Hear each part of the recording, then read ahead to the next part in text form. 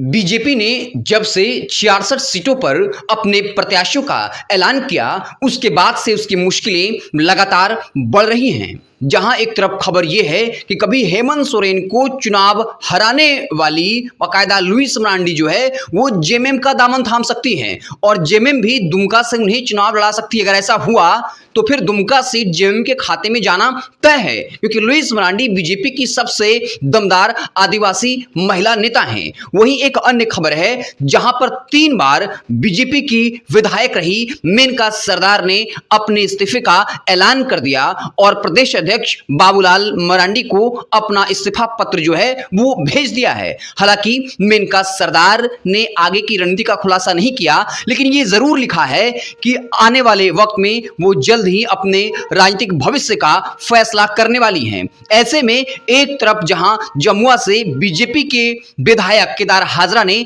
JMM का दामन थामा, जेएमएम उन्हें बाकायदा जमुआ से चुनाव लड़ा सकती है, वहीं दूसरी तरफ मेनका सरदार बीजेपी की दिग्गज महिला नेता ने अपना इस्तीफा पत्र जो है वो सौंप दिया है। आपको बता दें कि मेनका सरदार पोटका से 3 बार विधायक रह चुकी हैं। 2000 में, 2009 में, 2014 में, 2019 में जेएमएम के प्रत्याशी संजीव सरदार से वो भले ही चुनाव हार गई, लेकिन ग्राउंड पर उनकी पकड़ है।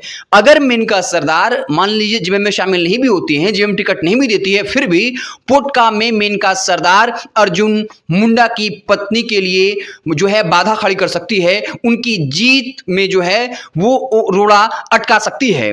मेनका सरदार पोटका से 3 बार विधायक रह चुकी हैं। 1999 से बीजेपी की सदस्य जो मीरा मुंडा बनी है, उनको इस बार जो है जो अर्जुन मुंडा की पत्नी है उनको बीजेपी ने वहां से टिकट दिया है। मीरा मुंडा कुल्हान विश्वविद्यालय से पीएचडी हैं, 30 वर्षों से सामाजिक कार्य में लगी हुई हैं। पोटका से संजीव सरदार जो है इस वक्त विधायक हैं। तो मेनका सरदार ने अपने इस्तीफे का ऐलान कर दिया। बाबूलाल मरांडी जो बीजेपी के प्रदेश अध्यक्ष हैं उनको अपना इस्तीफा पत्र सौंप दिया है और खबर यह है कि मेनका सरदार की नाराजगी बीजेपी को भारी पड़ सकती है।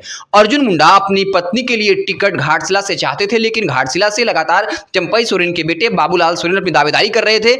ऐसे में घाटशिला जो है वो मीरा मुंडा को नहीं मिला। ऐसे में उनको पोटका शिफ्ट करना पड़ा और पोटका शिफ्ट करने का खामियाजा बीजेपी को उठाना पड़ रहा है। उनकी तेज तर्रार दिग्गज महिला नेता 3 बार की विधायक रही मेनका सरदार नाराज होकर अपना इस्तीफा पत्र सौंप दिया है और सोशल मीडिया पर साफ तौर पर लिखा है कि वो जल्द ही अपने राजनीतिक भविष्य का फैसला लेंगी। ऐसे में भीतरघात की संभावनाएं भी बढ़ गई हैं। अगर मेनका सरदार अन्य पार्टी में शामिल नहीं होती हैं और टिकट नहीं भी मिलता है, फिर भी ग्राउंड लेवल पर उनकी पकड़ है। साफ तौर पर जो 3 बार किसी क्षेत्र से विधायक रहा हो उसका अपना एक आधार वोट बैंक होता है। ऐसे में बीजेपी की राहें जो हैं वो अब मुश्किल भरी हो रही हैं। कई सीटों पर बगावत जो है वो देखने को मिल रहा है। आपको क्या कुछ लगता है कमेंट बॉक्स में जरूर बताइएगा। बहुत बहुत धन्यवाद।